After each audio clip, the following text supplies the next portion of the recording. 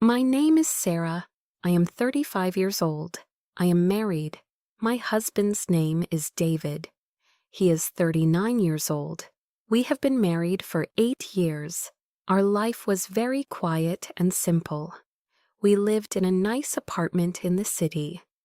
David worked as an architect. His job was difficult, but he always worked for our future. I worked from home as a designer. We were very happy. David always told me everything.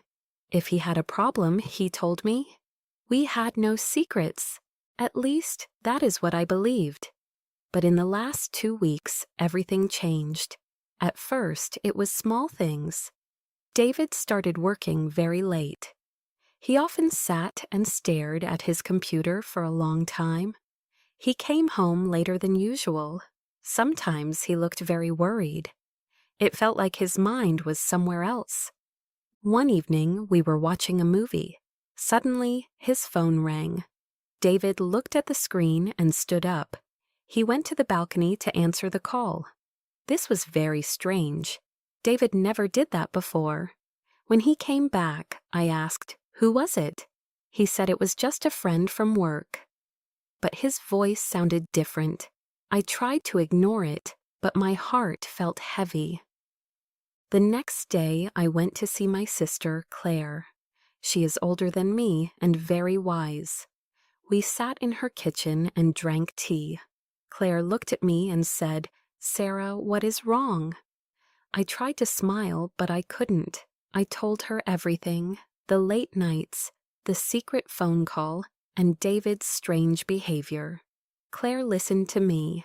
Then she said, "Sometimes people carry problems alone. They don't want to hurt us. They think they are protecting us with silence." Her words stayed in my mind. Maybe David was just tired.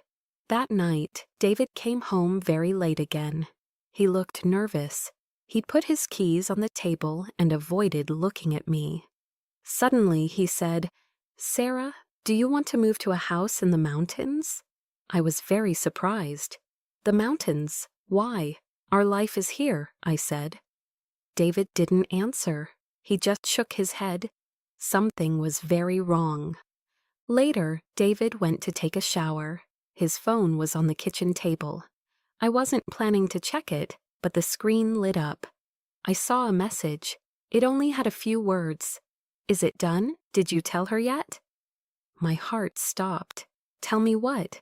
When David came out of the bathroom, I tried to act normal, but my mind was racing. I couldn't wait anymore.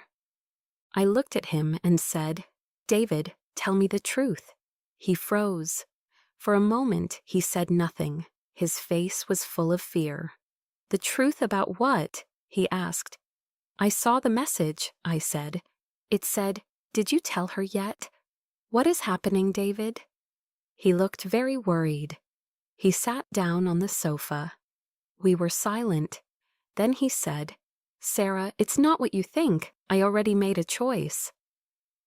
"My company has big problems," David said. "Things are very bad. My department is closing." I didn't understand. "Closing?" I asked. David nodded. "I am losing my job." I was shocked. "Are you serious?" I said. "Yes," he replied. "And that message was from my boss. He wanted to know if I told you the news." David continued, "There is another job, but it is in a different city, in the mountains." I looked at him. "A different city?" David said, "Yes, it is far. I already accepted the job. I was afraid to tell you. I thought you would say no." I said nothing. David said, "Sarah, I did it for us. I didn't want us to lose everything." I sat there and thought, David was losing his job. He found a new one, but he didn't tell me.